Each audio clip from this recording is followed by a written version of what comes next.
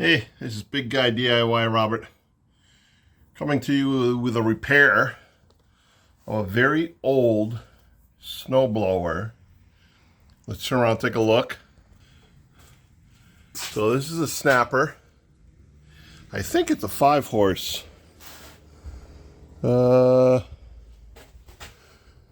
Honestly, I don't know. I think it's a 5-horsepower snowblower. This was my father's. The last time this puppy ran was in 2014. And then as my father passed, my neighbor was awfully kind to do my mom's driveway. He did it 2015 up until this winter, which is now 2023, and he had to stop. Unfortunately, he has come down with cancer, and so we're going to get this old snowblower up and running again. Me or my brother will be doing the driveway whenever we get snow, if we get snow this winter. So far we haven't had anything, and here we are almost done with January. It's been an awful winter, very warm.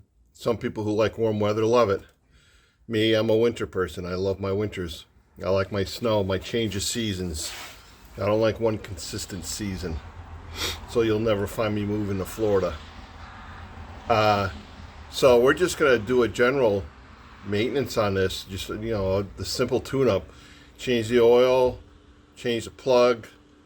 We'll pull the carburetor off. I'm hoping there's no gas in it, because it's better to have a dry gas can and something that's been sitting in there for 5, 6, 7 years. So yeah, let's start working on this. So there are two ways to drain the oil from here. One is from the left side of the block. Left side meaning if you're standing behind here, be your left side, but that'll get all over the frame. The other side, there's actually a pipe that sticks out. So I just took the tire off because I got to grease that, and I'm just going to let the oil run. The engine is not a Briggs & Stratton, but it's a Tecumseh. Here's the label right here.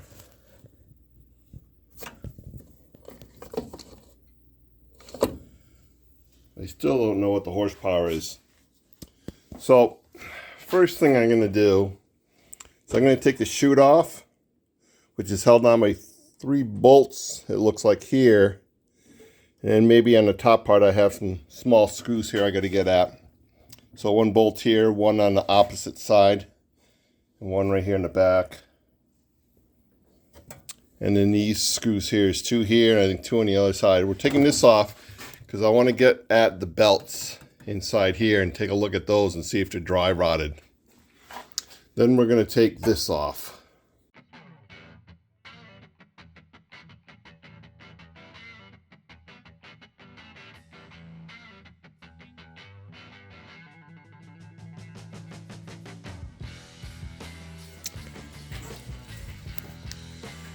The belts are actually in really good condition. There's no cracks, nothing. So, looking around here, I don't have to do anything with the belts. So, we're going to reassemble. I'll see if there was any grease fittings somewhere around in there. I know I want to open up the back end of this, which is, let's see here. I think it's this panel here. This lower panel. So what you have to do for that is you actually have to tip the entire snowblower and let it sit completely on this part of it. And then that will give you access to the underside, because there is a part in here that I definitely want to grease. It's gearing that turns the drive shaft or the axle to the snowblower. So since there's no gas in it and there's no oil, I can go ahead and tip it when I get to that point. So I guess we're going to reassemble this. Where do I put my ring?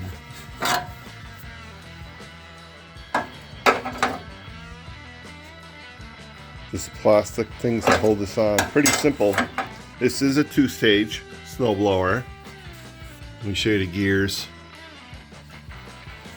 Here's your shifter right here.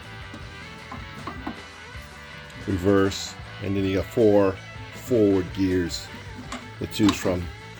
My dad, when he went shopping for snowblowers, it was kind of interesting. What he looks for is the ratio of how many times the impeller turns in relation to the cutters. He wants like a 6-to-1. So this will turn 6 times to 6 revolutions to 1 revolution of the cutters. So this one here had a very high revolution. I want to say 6-to-1. I could be wrong on that. But this thing did a really good job of throwing snow out for a little snow blower, that's for sure.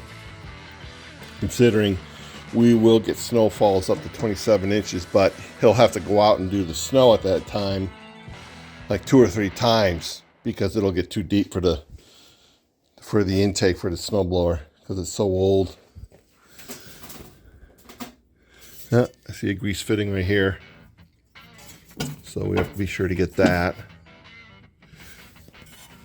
Grease fitting here, another one here. I think that's it. So I'm just going to re-grease this whole thing and reassemble it.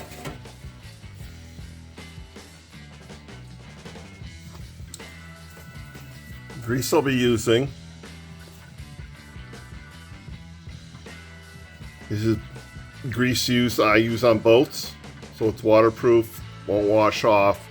This is excellent for a salt water environment, so that's why I use this.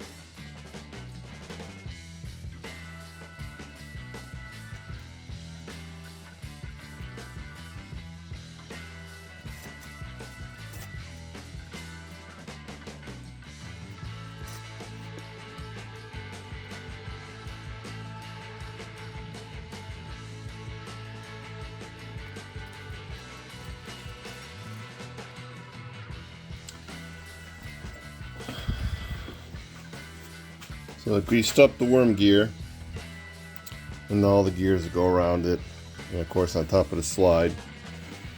Next we're going to take this off, and how we take this cover off we're going to show you. First thing is these just pop off. Sometimes they're easy, sometimes they're hard, but that's all they do.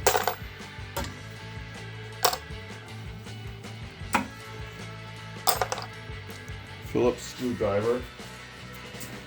Today I'm not going to talk too much because I'm fighting strep throat, so my throat actually hurts to talk and swallow.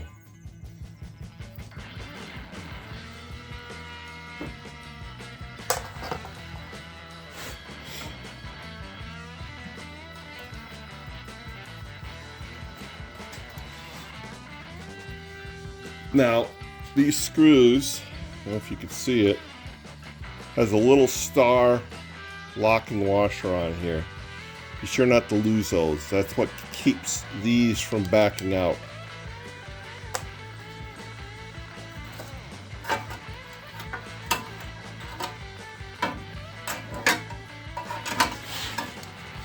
This is your ground wire, the white wire.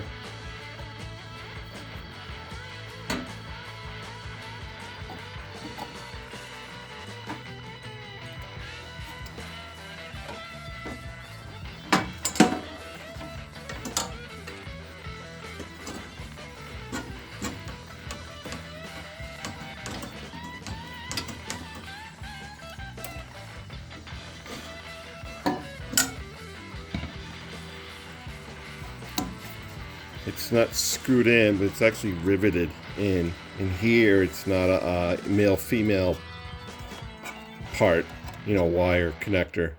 So we'll just unhook it.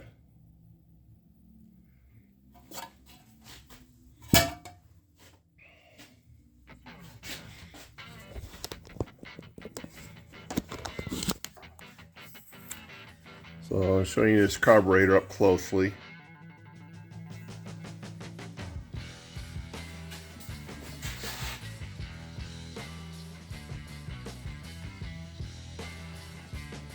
A little on the dirty side. That's old gas. So let's remove the carb. 2 screws in the front will roll this whole piece off. This is your gas, meaning your controls your carburetor. So more gas, less gas, make it run. Or choke, you can also say. That is stiff.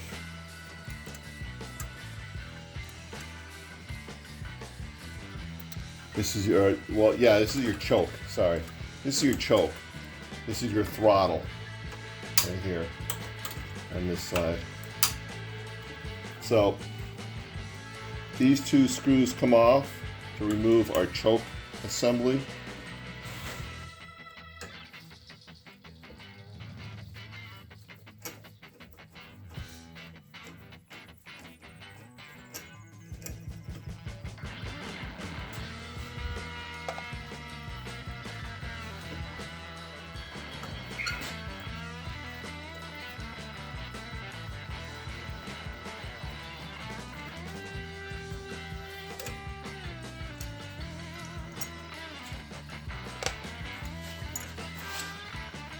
That's all it is.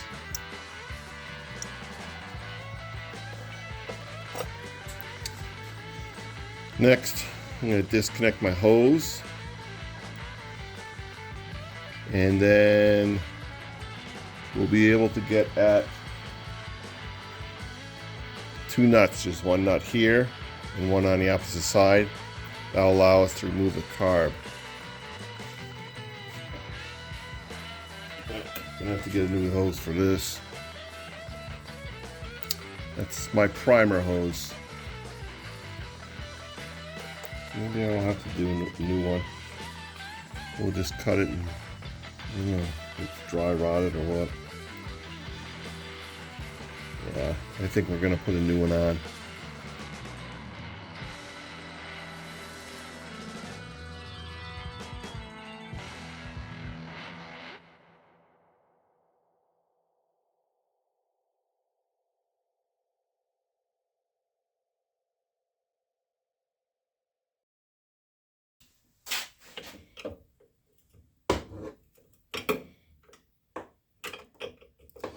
Now there is a wire here. It's part of the governor. That I'll take off when I take the carburetor off. So right now I'm just going to leave that connected until I get this loosened up. Reason I'm using an open crescent wrench is there's no room between the carb and the nut head to put a closed part on it.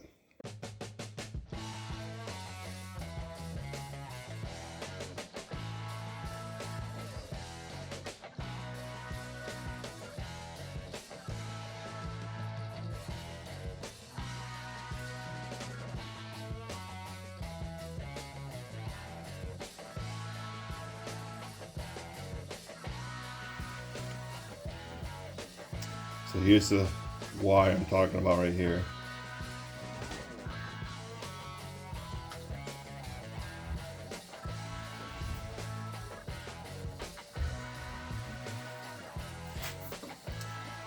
I'm going to make an X where it goes through.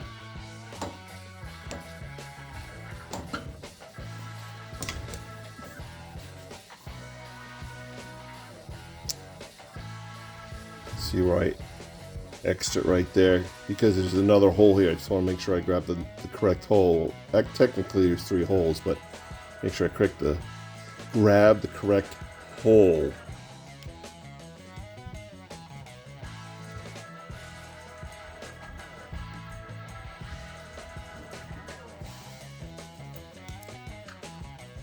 So the fuel line is hard as rock. So we're going to replace the fuel line too.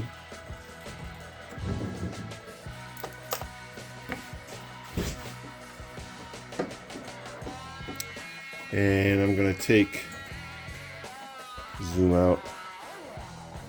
We're going to take this whole panel off because in order for me to change the primer line, which is this, I need to take this whole thing off.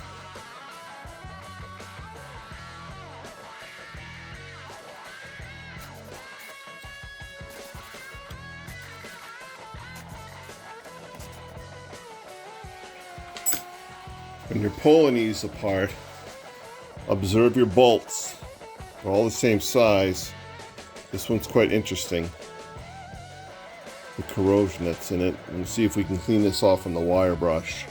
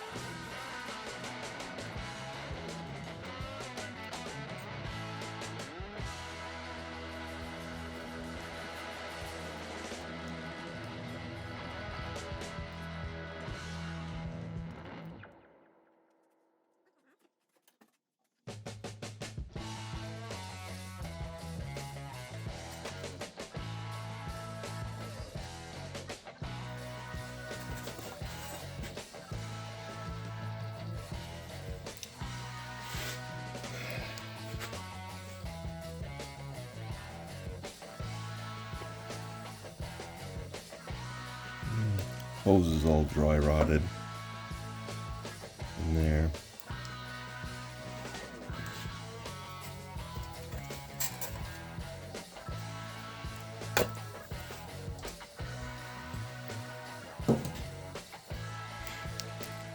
So that's what it looks like when you pull the hose off.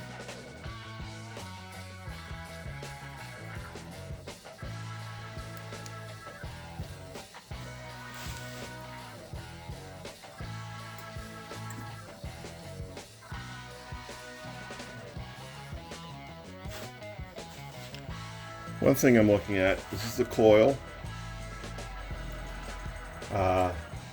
It's common for the one or two of these bolts that hold the coil in place to come loose and then sit against the flywheel.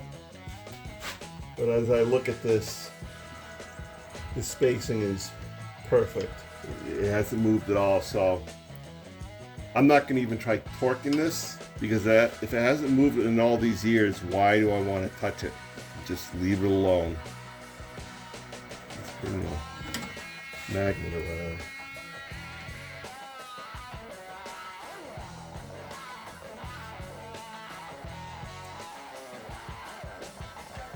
Yeah, so I'm just going to sand these off.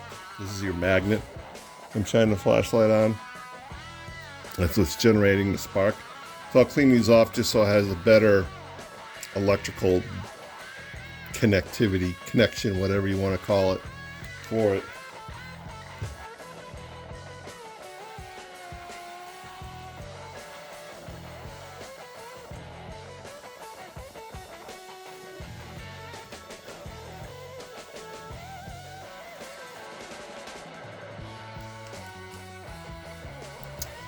There you go. You can see there's a nice shine to it.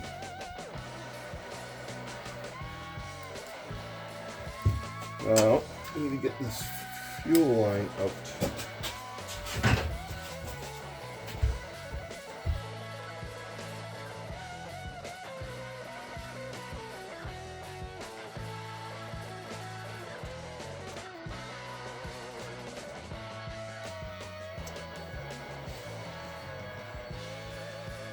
Look at that.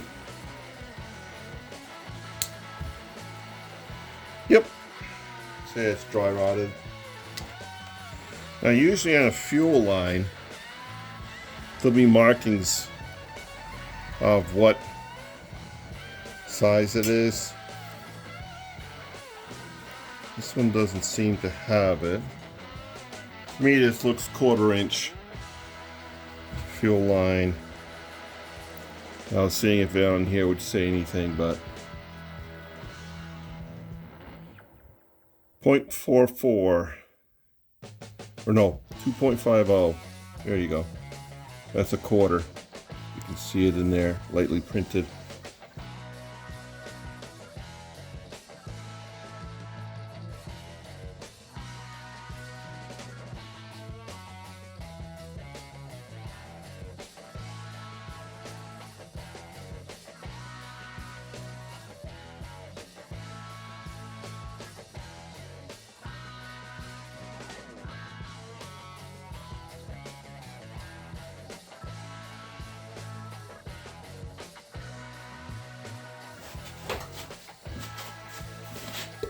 There you go. Fuel line threaded through.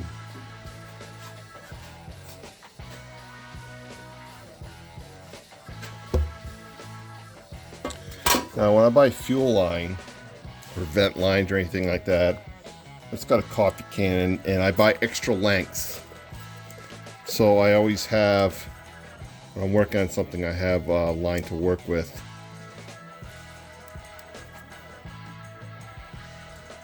So for my vent hose, that's too small.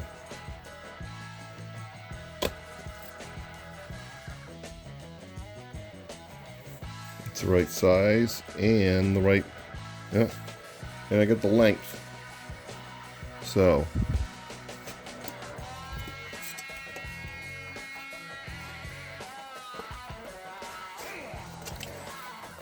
here's my new primer hose.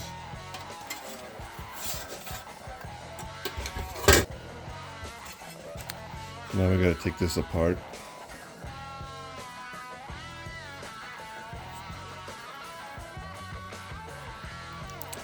All these clamps are reusable.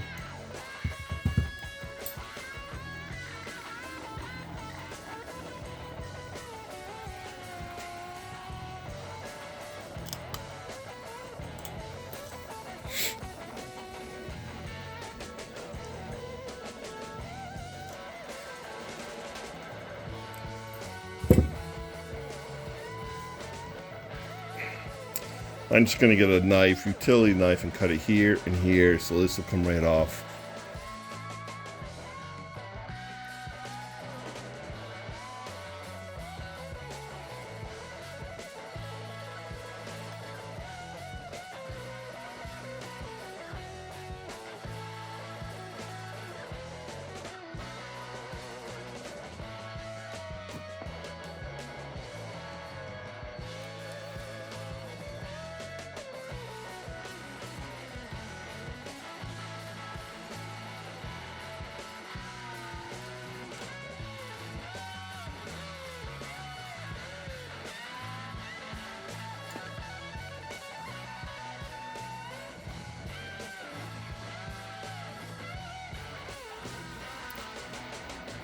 We're all set.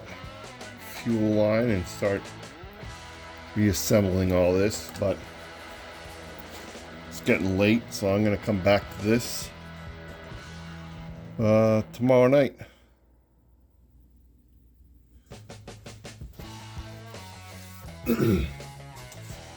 So I tried something I haven't done before. I thought I'd give it a shot. I have the carburetor soaking in Simply Green. What I did is I did 1 part Simply Green, 3 part water. Then I just put it in this little Tupperware container and let it sit for 48 hours. It's not going to damage anything. But I'm going to empty this out and I have a brush here I'm going to use to get in around the corners and stuff. So let me get rid of some of this.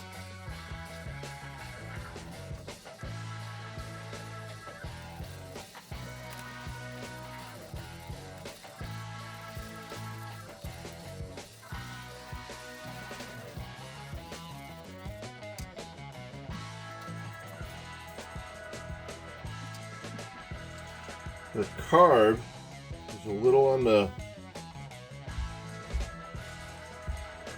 dark side from soaking, but that's okay. It's just color. But a lot of the gasoline that had dried on this, that was really staining this pretty bad, is all loosened up. So now I'm going to take carb cleaner and give this a spray outside, and then we're going to remove the bowl. Interesting, I didn't know this bowl was white. The color of it was like crap before. So let me go out and clean this off with the carb cleaner.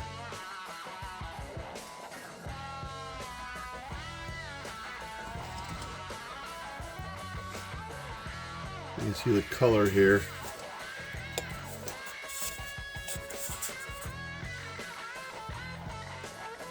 A little darker, but that's okay. So you have 2 screws here. This might be airflow and this might be fuel. Someone can comment on that and correct me. But these are at factory settings and I never touch them. So to remove this, you're going to turn this, not this. But I'm pretty sure this has to do with fuel.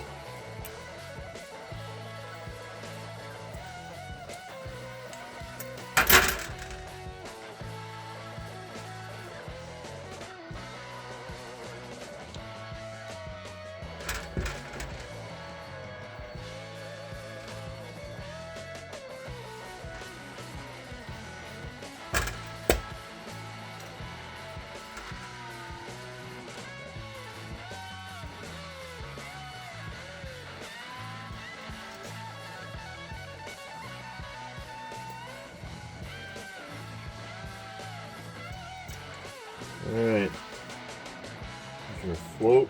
I'm going to take this out again and clean all the Simply Green off inside here. You can see all the bubbles in this. Clean this out, get the carb choke.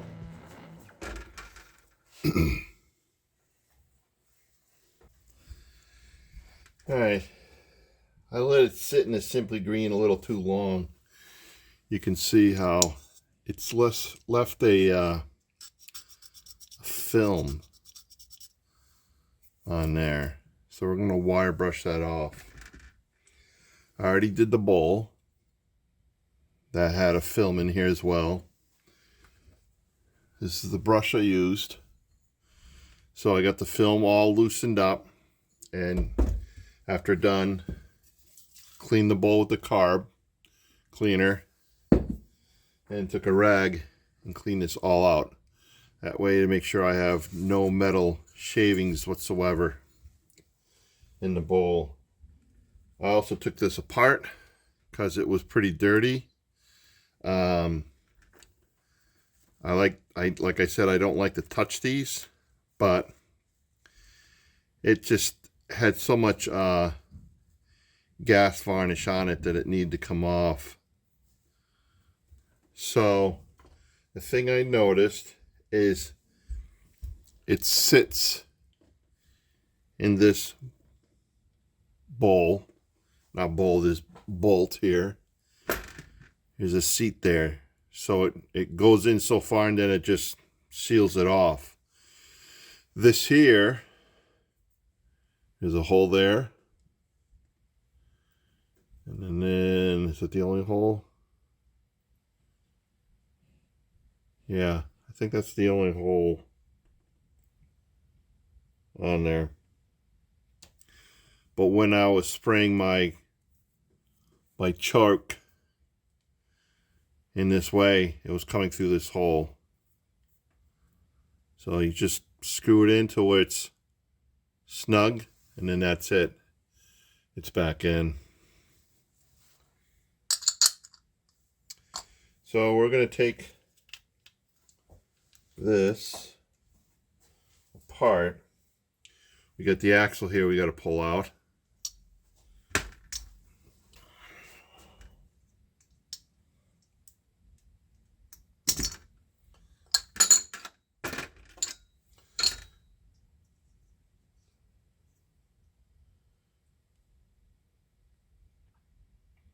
Interesting.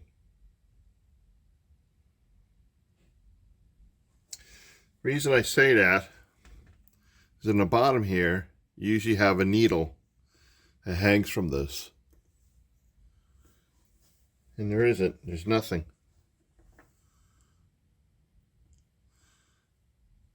And I find that very interesting. Now the jetting, as I look down the center here, there's no slot for the jetting to be removed. So I don't have to touch anything there.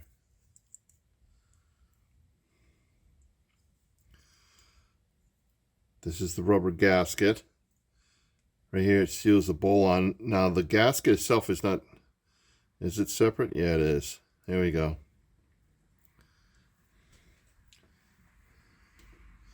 And then there's another gasket right here.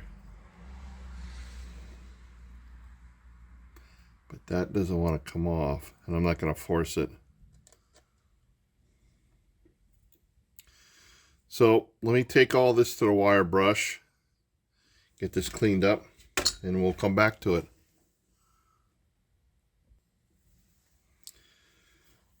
All right, I'm at a stopping point. So I'll show you how this came out.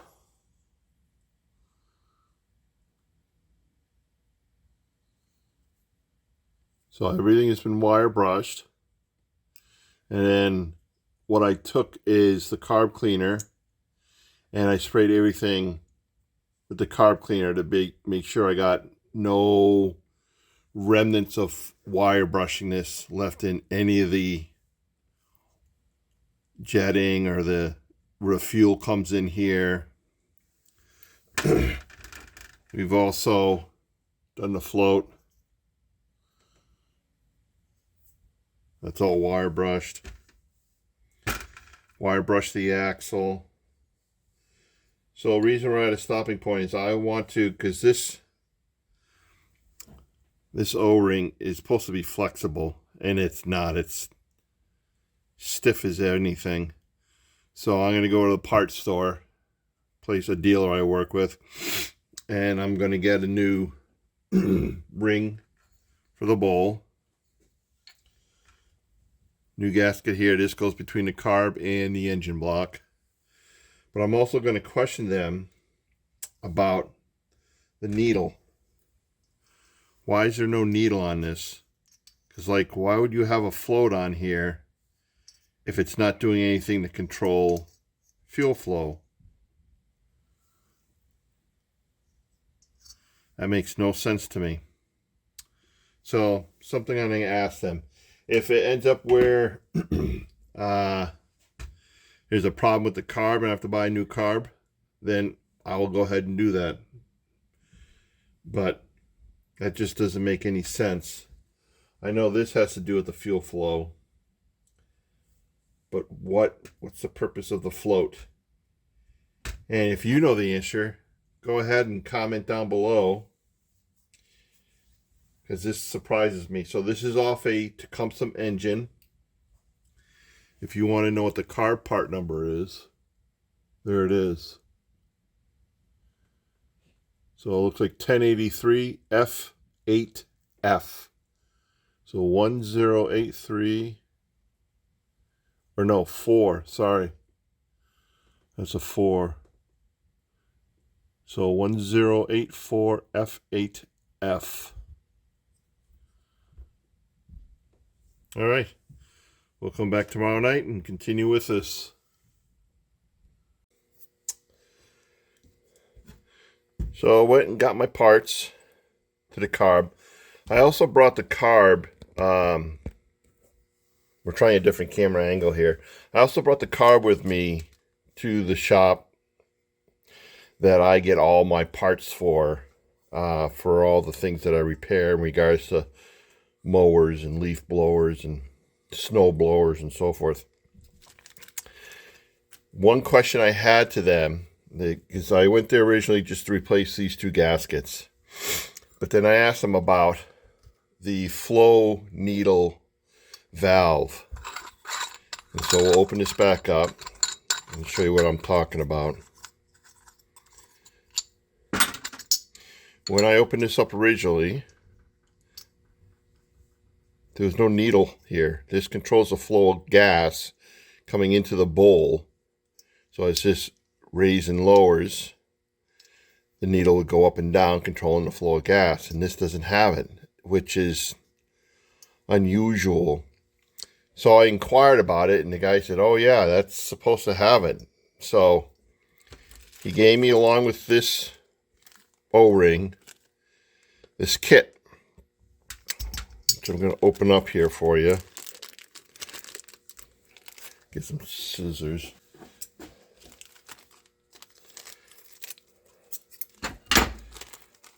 So I'll show you what's in here.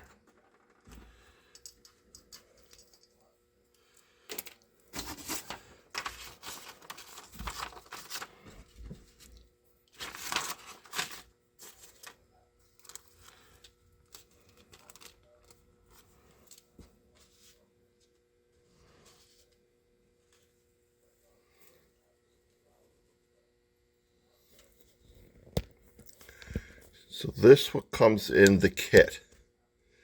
And the reason I'm zooming in on this, I know what each thing is. This is the spring, or the piece that holds the needle. That attaches to, I'll take this apart.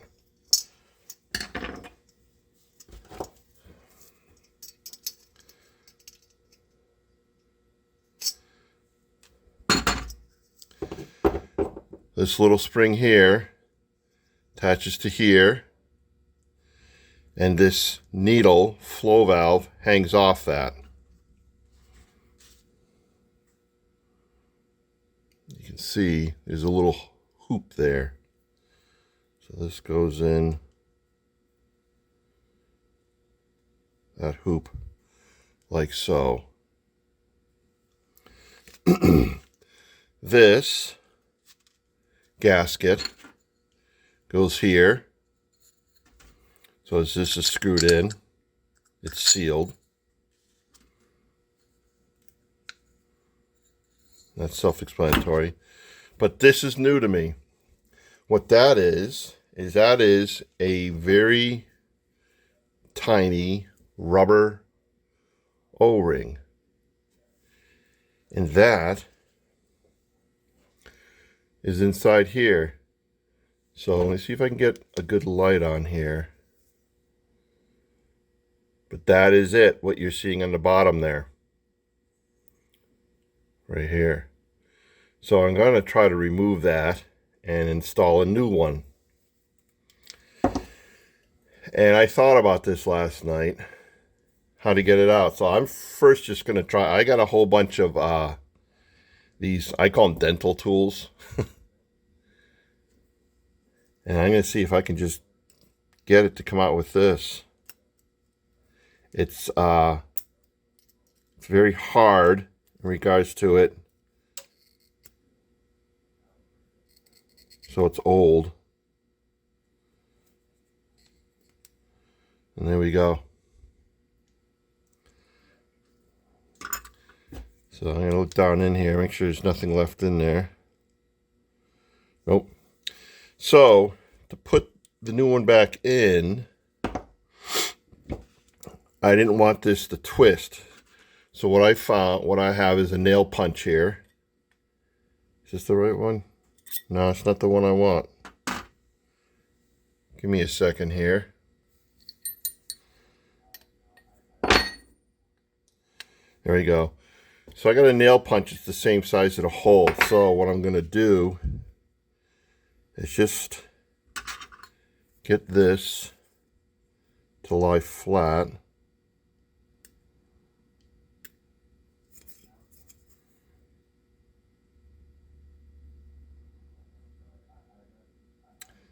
Now, if you look closely, if you can see there's a rib there. That rib, I'll take this off, is only on one side. We flip it over. You see the rib.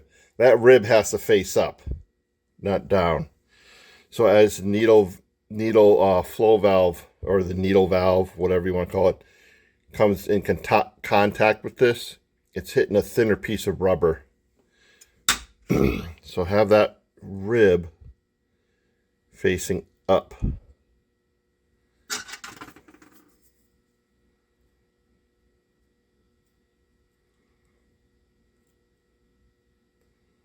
There we go.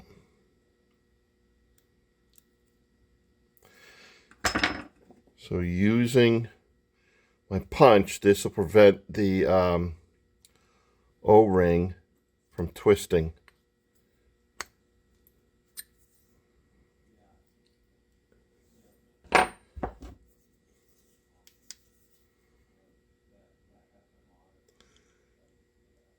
And there we go.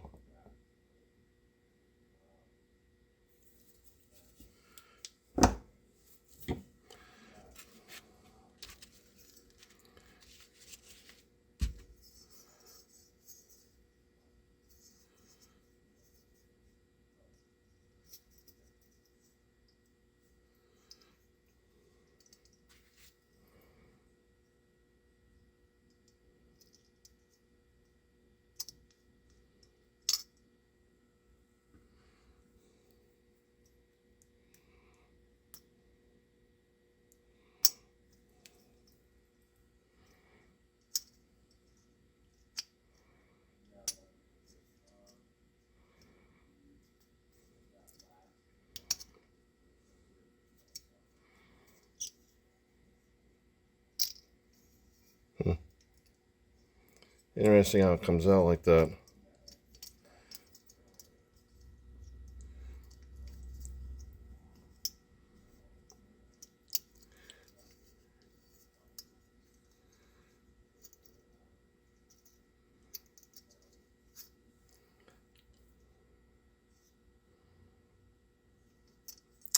Well, I'm just going to do this the way I was originally doing it. But I'm going to put a little bend in here. Like that.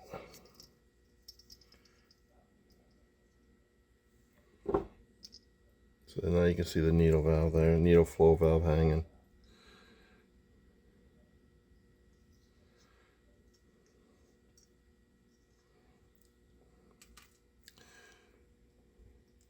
When it goes in, you can feel a little push up from it because that needle is hitting that little rubber O-ring that we put in there.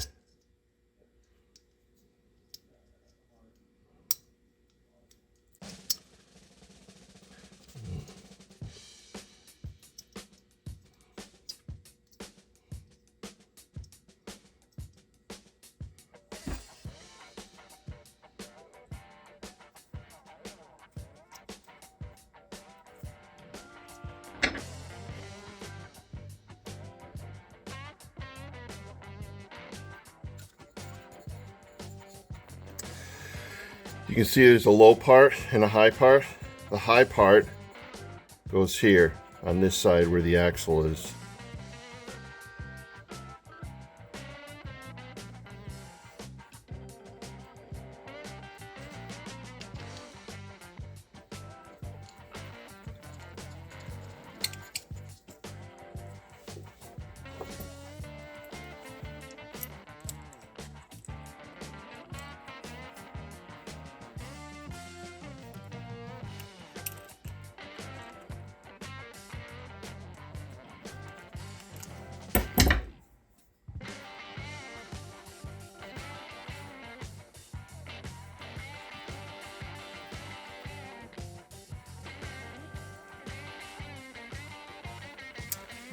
The number of turns that this is in, couldn't tell you because I took it out to clean it. So I'm just gonna have to play with it when the mower, when the snowblower is running. So now we are ready to put this back on the snowblower.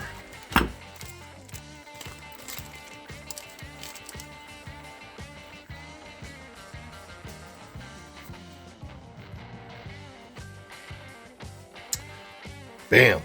All right, let's go back to the snowblower.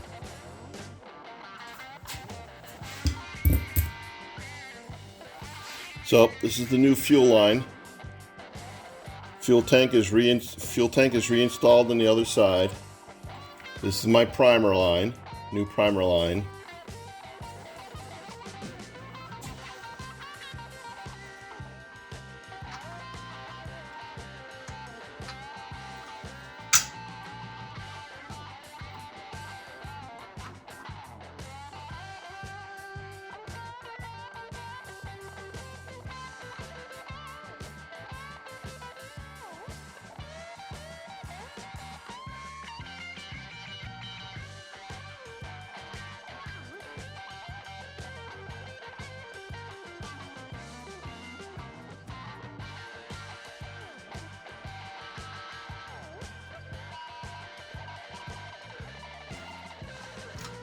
I got to reattach this first. It makes it easier.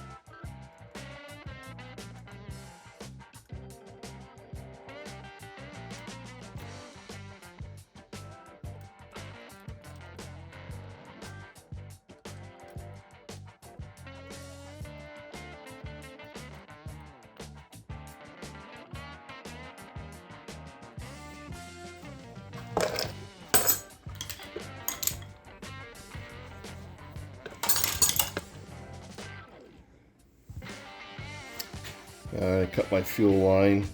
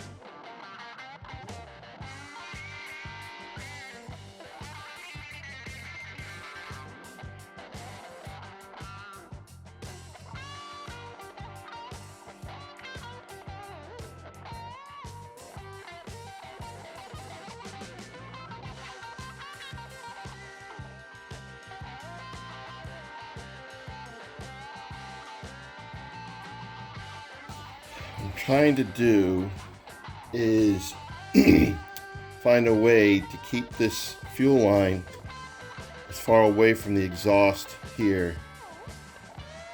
So I've changed the angle here. Well, I'm changing the angle. It's the way it was originally, but trying to get the hose to sit down lower. And then the primer hose I got going behind the carburetor.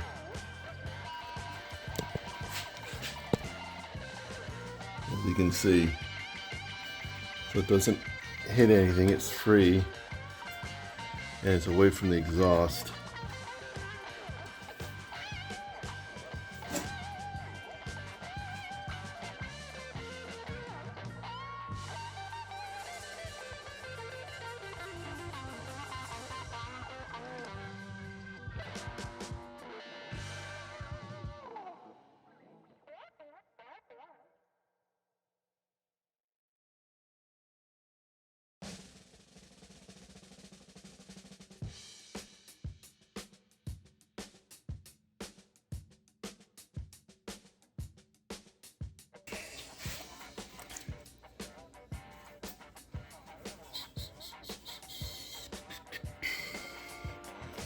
This is my kill, or kind of like a key. What it does, it grounds out. So we're gonna put this hook back in to the grounding screw.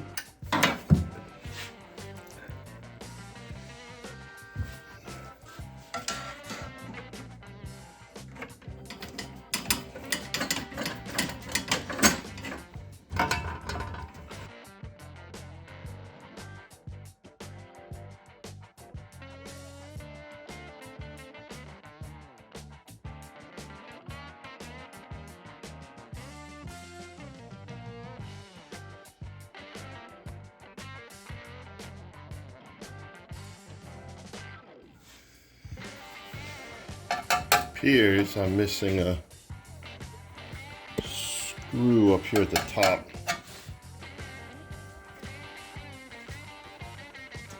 So what I'm going to do is kind of recap what I've done so far. Obviously the carburetor.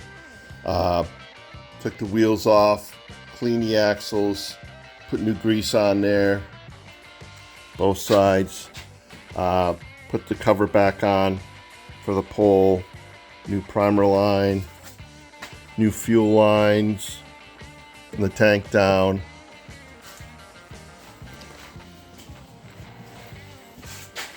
We greased our joints, anything that's metal on metal.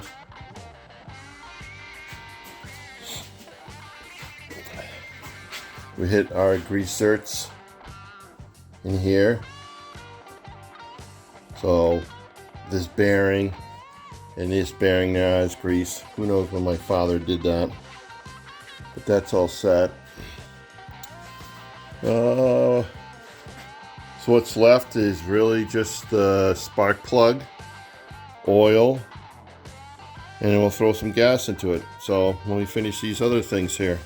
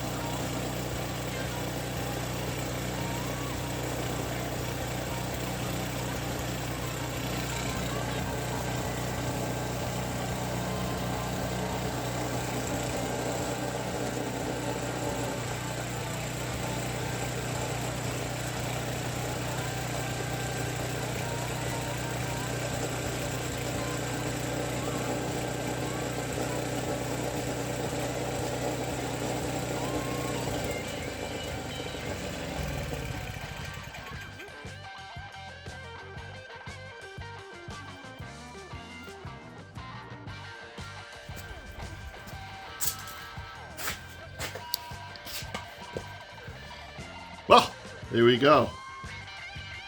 I'm trying to think the last time this ran was probably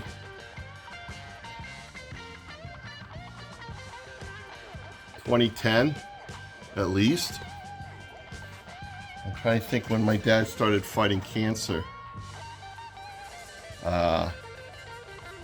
That's when my neighbor stepped up, or I shouldn't say that, it's the wrong thing to say. My neighbor came to help and clear my dad's driveway. So I'm seeing a little gas drip here from the gas tank side. Not sure where, I'm gonna have to watch it, see what it does. But so here you go. I have no idea what year this snowblower is. It's old. It's a Tecumseh engine. The parts were even Tecumseh. This is the first time I've ever worked on a Tecumseh engine. So a lot of things that, not a lot, a few things that I showed you in this video are first time being exposed to me.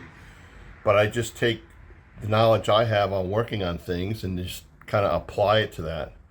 I think the biggest thing that surprised me was that O-ring that goes inside the flow needle area. I've never seen that. That's a first for me. Because the new needles today, when you get them, for the most part, are brass, and then they have a rubber like tip to them, and that goes right into the brass section of the flow